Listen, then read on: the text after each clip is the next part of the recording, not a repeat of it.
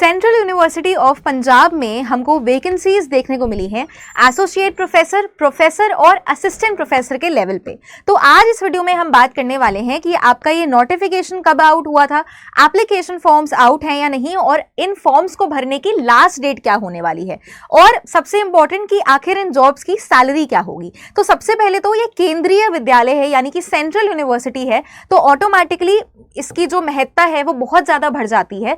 अब ये जो विज्ञापन था, ये जो नोटिफिकेशन थी वो आउट हुई थी आपके 4 अप्रैल को, ये नोटिफिकेशन आउट हुई थी, और इसकी जो अंतिम तिथि है ऑनलाइन एप्लीकेशन की वो 27 अप्रैल, यानी कि 5 से 6 दिन आपके 4 दिन इसमें बचे हैं आपके एप्लीकेशन फॉर्म्स को क्लोज होने में। शाम 5 बजे तक ये नोटिफिकेशन आपके एप्लीकेशन फॉर्म सबमिट हो पाएंगे।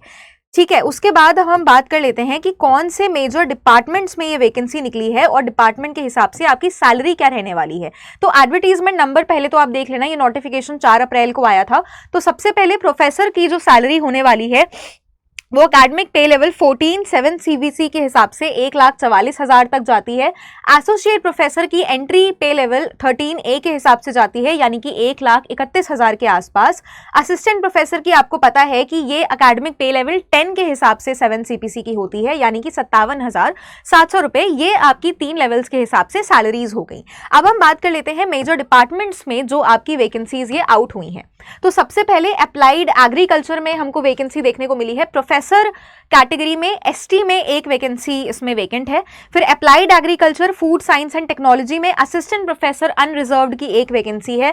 फिर केमिस्ट्री में असिस्टेंट प्रोफेसर OBC कैटेगरी में एक वैकेंसी खाली है। इकोनॉमिक स्टडीज में असिस्टेंट प्रोफेसर अनरिजर्व्ड जनरल में एक वैकेंसी निकली है। लाइब्रेरी एंड इंफॉर्मेशन साइंस में एसोसिएट प्रोफेसर के लिए OBC कैटेगरी में एक वैकेंसी आउट हुई है।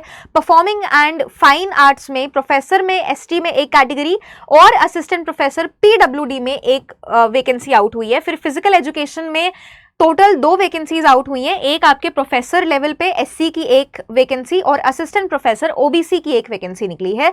साइकोलॉजी में हमको 2 वैकेंसीज देखने को मिली है। सबसे पहले प्रोफेसर लेवल पे SC कैटेगरी में, फिर एसोसिएट प्रोफेसर के लेवल पे SC कैटेगरी में एक वैकेंसी वैकेंट है।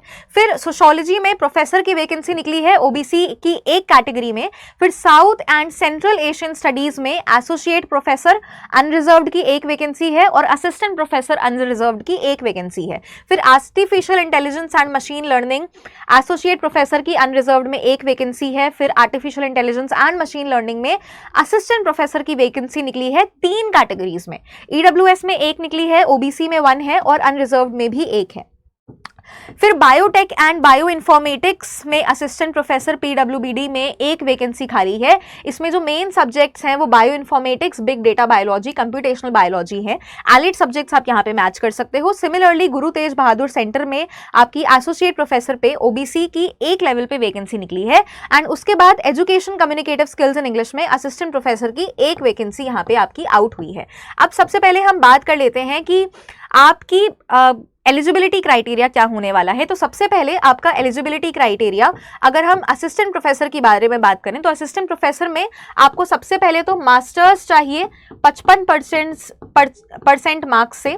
फिर आपके पास नेट क्वालिफाइड होना चाहिए, लेकिन अगर आपके पास नेट क्वालिफाइड नहीं है बट आप PhD डिग्री को होल्ड कर रहे हो रेगुलर मोड से, मतलब मास्टर्स अनिवार्य है, नेट अनिवार्य है, लेकिन आप नेट से छूट सकते हो, आप एग्जेम्प्ट हो सकते हो। अगर नेट नहीं है लेकिन आपके पास PhD है रेगुलर मोड से, तो भी आप इसमें एलिजिबल हो जाओगे। फिर अगर हम एसोसिएट प्रोफेसर के बारे में बात करें तो एसोसिएट प्रोफेसर में आपके पास PhD डिग्री होनी चाहिए, आपके पास मास्टर्स वगैरह होना चाहिए, टोटल 6 रिसर्च पब्लिकेशंस होने चाहिए और 8 साल का एक्सपीरियंस होना चाहिए। एंड सिमिलरली प्रोफेसर में ये एक्सपीरियंस आपका 10 साल का रेंज करता है। तो ये हो गए आपके सभी एलिजिबिलिटी क्राइटेरिया।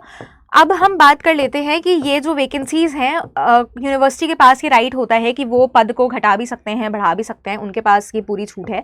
देन हम कुछ और इम्पॉर्टेंट चीज़ों के बारे में बात कर लेते हैं, जैसे कि ये वेब लिंक आपको, ये जो एप्लीकेशन है वो भरना किस लिंक पे है, तो अब जो है सेंट्रल यूनिवर्सिटी का एक रिक्रूटमेंट पोर्टल बन गया है जो कि है curec.samarth.ac.in। यहाँ पे आके आप अपना एप्लीकेशन फॉर्म को फिल कर लीजिएगा।